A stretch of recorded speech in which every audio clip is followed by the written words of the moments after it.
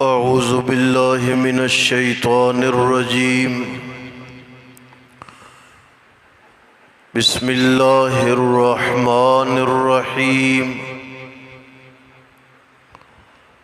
لا تدرکہ الابصار وہو یدرک الابصار وہو اللطیف الخبیر۔ اس آیت مبارکہ کو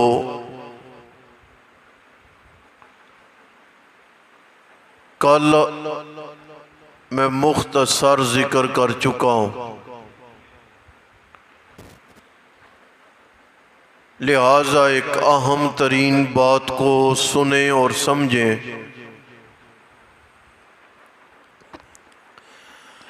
ایک مسئلہ چلتا ہے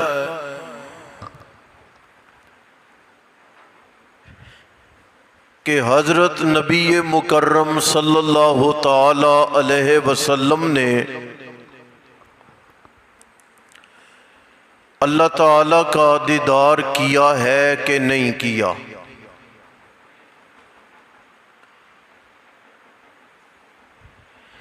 معروف دو نظریات ہیں، ایک نظریہ ام المومنین حضرت عائشہ رضی اللہ تعالی عنہا کا ہے، اور دوسرا نظریہ حضرت سیدنا عبداللہ ابن عباس رضی اللہ تعالی عنہما کا ہے۔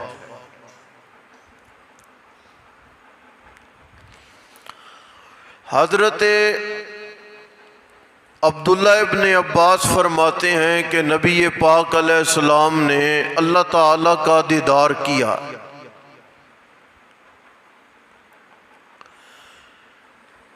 حضرت عائشہ طیبہ طاہرہ فرماتی ہیں کہ نبی علیہ السلام کے متعلق جس بندے نے 3 باتیں کی نا، اس نے اللہ پر جھوٹ باندھا۔ کتنی باتیں کی؟ اس نے اللہ پر جھوٹ باندھا۔ سمجھیں ذرا،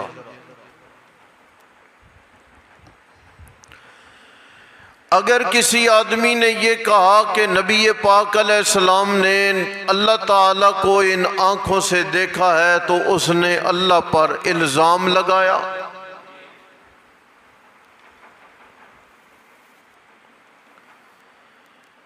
سوال کرنے والے نے سوال کیا، ام المومنین ٹھہریں، رکیں،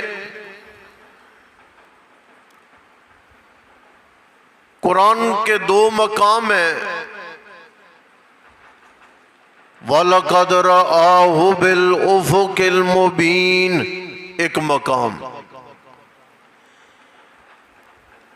دوسرا مقام وَلَقَدْ رَآهُ نَزْلَةً أُخْرَىٰ۔ یہ کسے دیکھا؟ ام المومنین نے جواب دیا یہ رب کو نہیں دیکھا بلکہ جبریل علیہ السلام کو دیکھا۔ کس کو دیکھا؟ جبریل علیہ السلام کو دیکھا۔ لہذا جس نے یہ کہا کہ نبی علیہ السلام نے آنکھوں سے اللہ کا دیدار کیا، اس نے الزام تراشی کی۔ نمبر 2، جس آدمی نے یہ کہا کہ نبی علیہ السلام نے قرآن کی کوئی بات چھپا کے رکھی ہے، بیان نہیں کی، اس بندے نے بھی اللہ تعالی پر الزام تراشی کی ہے۔ کیوں؟ قرآن کہتے ہیں یا ایھا الرسول بلغ ما انزل الیک، اے رسول جو شے اللہ نے نازل فرمائی ہے آپ اسے کھول کھول کر بیان فرمائیں۔ اگر ان لم تفعل فما بلغت رسالتہ، اگر آپ نے قرآن کی کوئی بات بھی چھپا دی سمجھیں کہ آپ نے رسالت کا حق ادا نہیں کیا۔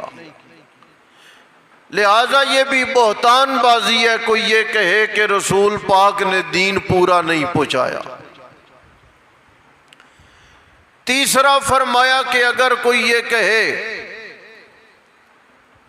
کہ نبی علیہ السلام کل کے متعلق جانتے ہیں، اس نے بھی بہتان بازی کی۔ کیوں جی؟ قُلْ لَا يَعْلَمُ مَنْ فِي السَّمَاوَاتِ وَالْأَرْضِ الْغَيْبَ إِلَّا اللَّهُ۔ بی بی مومنوں کی ماں نے تینوں موقعوں پر قرآن کی آیات پڑھی ہیں۔ رب کو نہیں دیکھا، لا تدرکہ الابصار جو سبق ہے کہ رب کو کوئی آنکھ دیکھ نہیں سکتی۔ نبی علیہ السلام نے تبلیغ پوری کی ہے، بلغ ما انزل الیک۔ نبی علیہ السلام کل کے حالات نہیں جانتے۔ لا یعلم من فی السماوات والارض الغیب الا اللہ۔ آسمان و زمین میں ہر شے کے غیب کو جاننے والا صرف کون ہے؟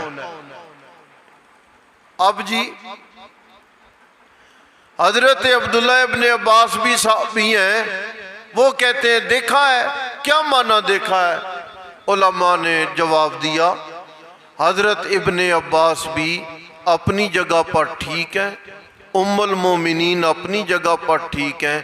جو حضرت عبداللہ ابن عباس نے کہا ہے نا دیکھا ہے، اس کا مطلب ان آنکھوں سے نہیں، دل کی آنکھوں سے دیکھنا ہے۔ سمجھ گئے آپ؟ یعنی کہ پروردگار عالم کی جتنی معرفت رسول پاک کو ہوئی ہے، اتنی معرفت اس کائنات میں کسی اور شخص کو نہیں ہوئی۔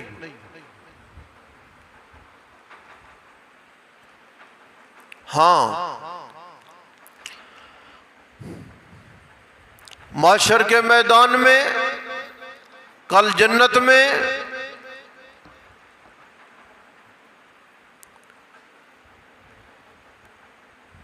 وجوہ یومئذ ناظرہ الی ربہا ناظرہ۔ اس دن تو اللہ تعالیٰ کو دیکھیں گے لوگ، اللہ کا دیدار ہوگا۔ نبی مکرم صلی اللہ علیہ وسلم نے فرمایا کل جب معاشر قائم ہونا ہے، جہنمیوں نے جہنم میں جانا ہے، جنتیوں نے جنت میں جانا ہے، اس وقت کیا ہے جی؟ ساری نعمتوں کے مل جانے کے بعد پروردگار عالم کا دیدار ہوگا جنت میں۔ یا رسول اللہ، اتنا جو مجمع ہے، اتنا رش ہے، کیسے دیدار ہوگا؟